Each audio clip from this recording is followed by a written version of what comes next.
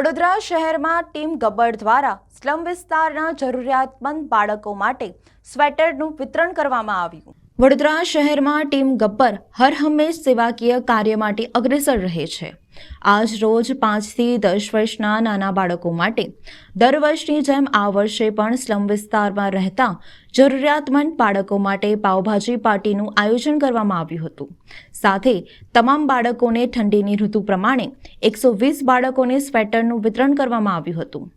ખાસ કાર્યક્રમ વસુબેન પટેલ ઉપસ્થિત રહ્યા હતા, જે ફ્રીઝ આયર્લેન્ડ રહે છે। તેઓને પણ સેવા આપી હતી। સાથે તમામને વિનંતી કરી હતી કે હંમેશા સેવા આપવી જોઈએ।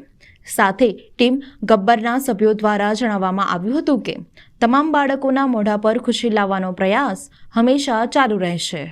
વડોદરા શહેરમાં આવેલ જલારામનગર ખાતે આજે ઘણા બાળકો જે સ્લમ વિસ્તારમાં રહેતા બાળકોને આજે સ્વેટરનું વિતરણ કર્યું છે। સાથે બચ્ચા પાર્ટી જેમ કે પાવભાજીનો કાર્યક્રમ રાખ્યો હતો।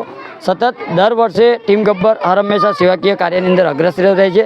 આ વર્ષે અમે ધાબળાનું વિતરણ નથી કર્યું, પરંતુ જે વસુબેન પટેલ જેઓ વિદેશમાં રહેતા હોય છે, પરંતુ આજે જે વડોદરા શહેરમાં આવ્યા હતા ત્યારે એમની એક ઈચ્છા હતી કે બાળકો સાથે કંઈક ને કંઈક એમને મોઢા ઉપર ખુશી લાવવાનો એક પ્રયત્ન કરવો છે। ત્યારે આજે ટીમ ગબ્બરના સભ્યો સાથે ટીમ ગબ્બરમાં તમામ મિત્રો સાથે મળીને જલારામનગર ખાતે દરેક બાળકોને સ્વેટરનું વિતરણ કર્યું છે। સાથે એમને પાવભાજી જમાડીને એમના મોઢા પર ખુશી લાવવાનો એક પ્રયત્ન કર્યો છે।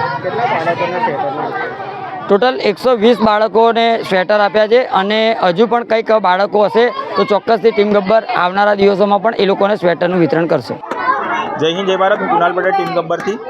વડોદરા શહેરમાં અને ગુજરાત રાજ્યમાં આ વખતે ઠંડીનું પ્રમાણ વધારે છે અને એ સંદર્ભમાં અમે આજે વડોદરા શહેરના કારેલીબાગ વિસ્તારમાં જે સ્લમ વિસ્તાર છે વડોદરા શહેરનો, અને ત્યાં જરૂરિયાતમંદ બાળકો છે તેને અમે 100 થી 150 બાળકોને સ્વેટરનું વિતરણ કર્યું છે।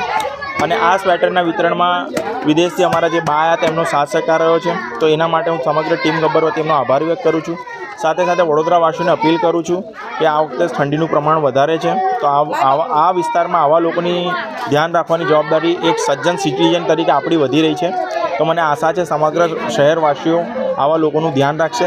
સાથે સાથે આપની પાસે એવી કોઈ અનયુઝડ વસ્તુ પડી હોય જે આપને લાગે કામની નથી, તો અમારી ટીમનો સંપર્ક કરજો, જેથી અમે આ લોકો સુધી આ વસ્તુ પહોંચાડીશું। Thank you. જય હિન્દ જય ભારત।